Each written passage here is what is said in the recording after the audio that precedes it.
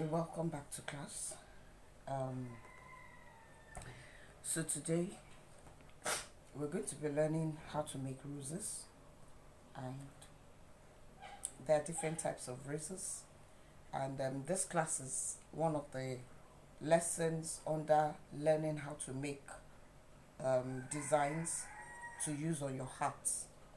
All right.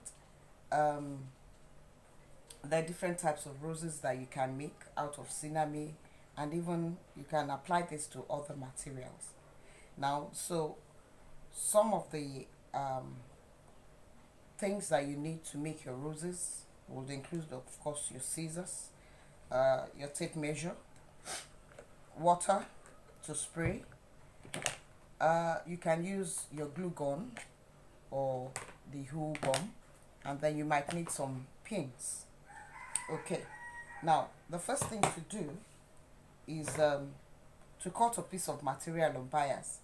In a previous class, we have learned how to cut our materials on the bias. So I'm going to use this piece that is already on the bias. But if you're going to start up with a new piece, you just get your piece of material and you fold a triangle, and you make sure it's a proper triangle. In other words, the lines on the top sheet must flow with the lines underneath. So here you will get your bias. You will be sure that you are on the true bias. If you cut this way, it's not a true bias, or you cut this way, that is not a true bias. So you must be sure that you're cutting on true bias. So that's by the way. So we go back to the class. So we want to cut our roses. We have this on bias already. So we fold over.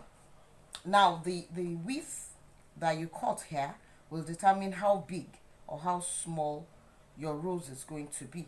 So I'm just going to cut 2 inches so that it will be big enough for you to see. So you make sure that your 2 inches flow all along.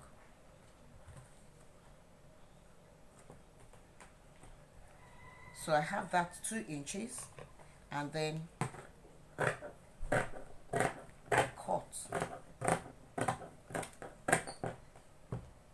so this is what we're going to work with to make something that looks like this.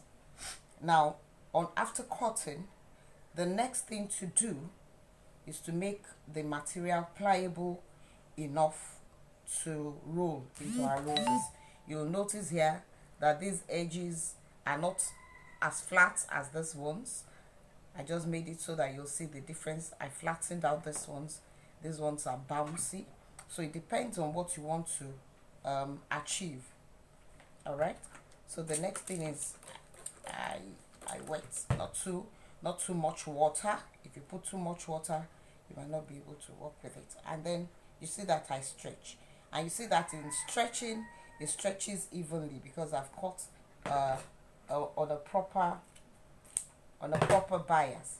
So you stretch it, and that stretching is meant to make it soft enough for you to work with. All right, so I'll stretch it again. I hope you can see this properly. Now when you fold over, I'll cut off this edge. All right, when you fold over, beautiful. Now you start from here. Don't flatten the edges here. You start from here and you roll. I hope you can see this, what I'm doing. You roll.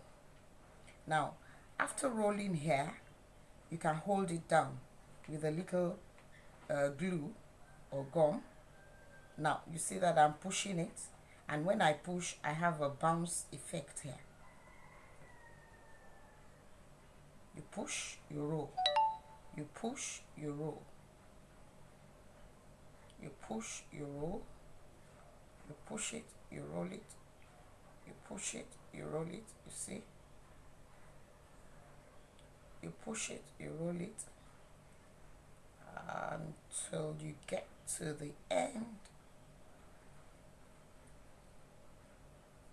of your material, and then you bring it to the end that way.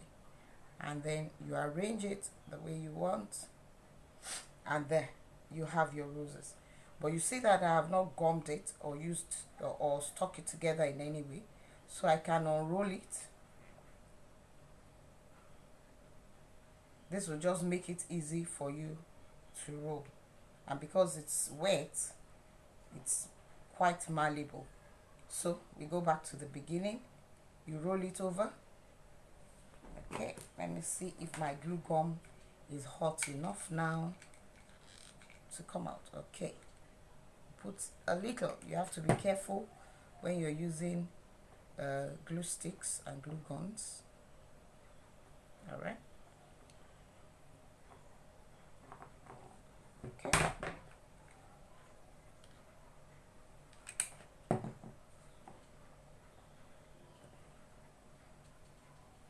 All right. I hope you understand what I'm doing, and you'll be able to practice it. Now somebody else might make their roses and not make it the way I am doing it and still get the same result.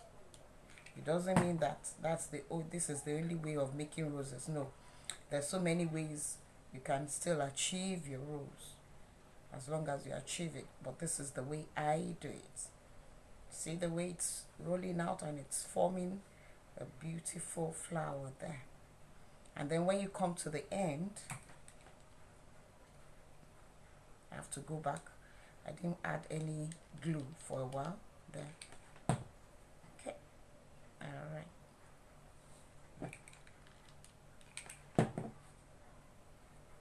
Now the more you do, you work with this, the more you get the hang of it, and then the more you even improvise on how your own roses, you want your own roses will come out.